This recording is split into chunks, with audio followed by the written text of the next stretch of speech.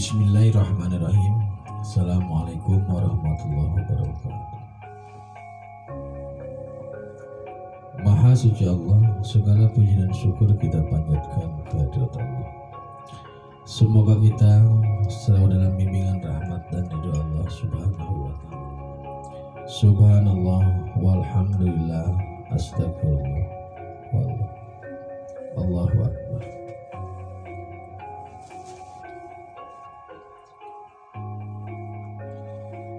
Kembali bersama saya dari tim Raja Wali Nusantara. Kali ini kita akan membahas atau lebih memperdalam terkait dengan generasi cahaya.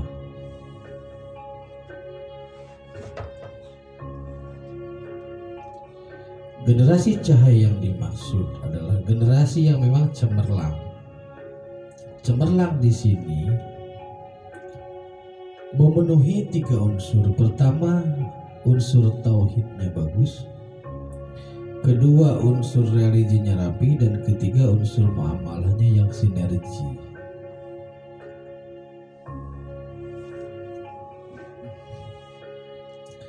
Dalam gambaran kami di tim Raja Wali Nusantara, generasi cahaya ini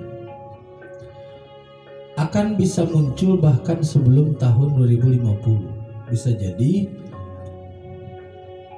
2035 sudah mulai bermunculan generasi cahaya ini.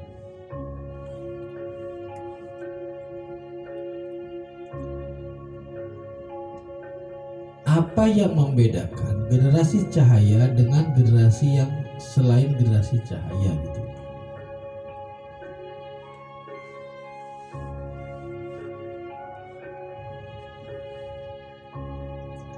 Dalam istilah, generasi cahaya yang dimaksud adalah generasi yang cemerlang.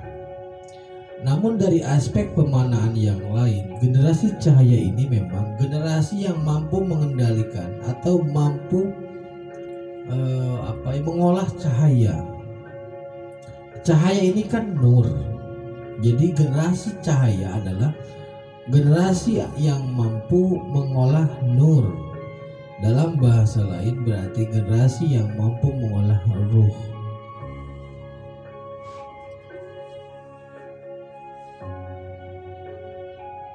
Perkembangan teknologi saat ini, perkembangan yang ada saat ini itu adalah perkembangan teknologi, perkembangan rasional, perkembangan intelektual, namun dorongannya masih emosional.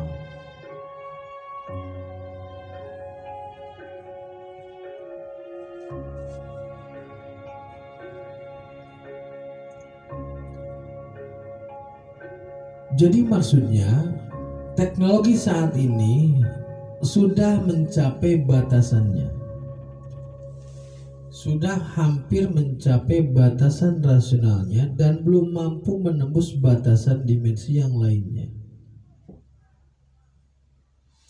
Nah, kemudian pertanyaan sederhana, apakah bisa seorang generasi cahaya mampu masuk ke dalam dimensi ke dalam dimensi atau ke dalam melewati batasan-batasan itu? Maka jawabannya sangat bisa.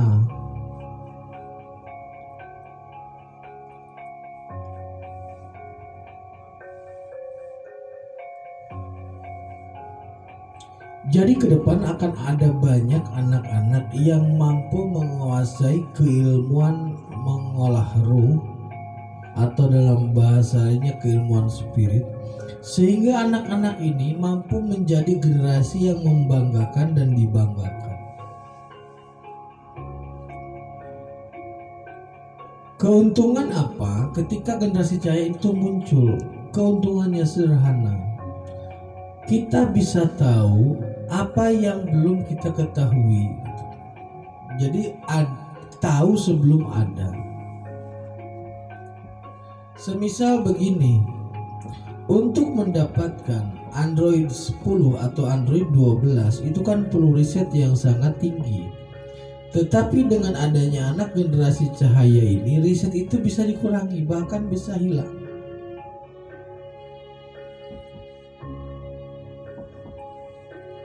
Nah,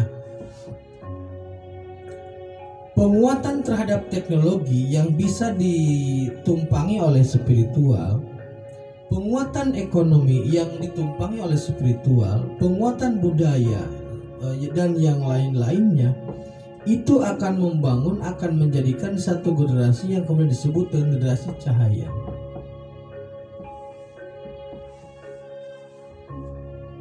Rusaknya situasi saat ini adalah generasi yang sudah tidak lagi mengambil aspek-aspek atau tidak lagi memegang keyakinan aspek-aspek spiritual atau keilahian.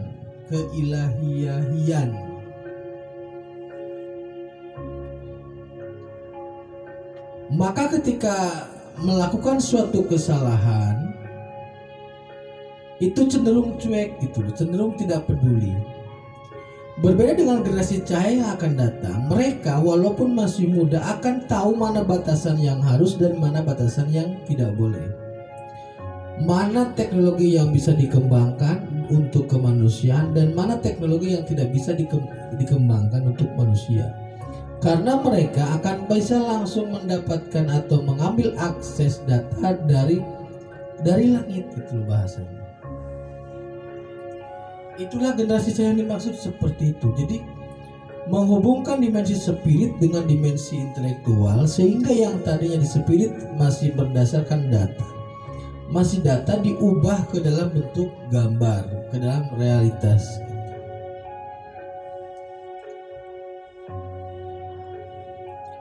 Dan kami melihat belakangan ini banyak sekali anak-anak yang memang memiliki potensi luar biasa. Kalau dalam bahasa ininya, bahasa umumnya indigo. Anak-anak indigo itu punya kemampuan yang lebih. Dia bisa menembus berbagai dimensi tergantung sesuai dengan kapasitasnya. Tetapi belum memiliki kemampuan untuk perintah, sehingga anak-anak indigo ini banyak yang masih menyembunyikan dirilah. Padahal sesungguhnya itu bisa diolah spiritnya agar bisa menjadi bermanfaat bagi dirinya juga bagi orang lain. Nah, jadi generasi emas itu akan mulai dibangun pada momen-momen tersebut. Itu saudaraku tentang generasi emas. Maka beberapa hal yang ingin saya sampaikan. Yang pertama, jika saudaraku memiliki anak yang diindikasikan itu indigo, nah itu bisa diolah ke spirit supaya menjadi makhluk-makhluk Allah yang taat kepada Allah secara ibadah, tauhidnya kuat dan muamalahnya sinergi. Jadi spiritnya bukan untuk gagah-gagahan atau untuk pamer, namun spiritnya lebih kepada alat untuk bisa mendekatkan diri lagi kepada Gusti Allah Subhanahu wa taala. Demikian saudaraku, terima kasih, tetap tingkatkan iman dan amal soleh.